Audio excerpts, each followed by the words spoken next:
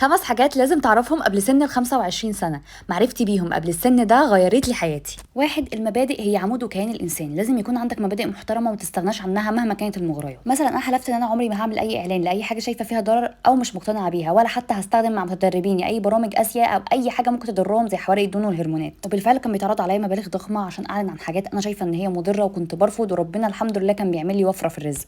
تاني حاجة، اوعى تتكلم عن اهدافك قبل ما تحققها، لان هتلاقي اللي بيضحك عليك واللي بيقلل منك واللي بيقولك مش هتعرف تعملها.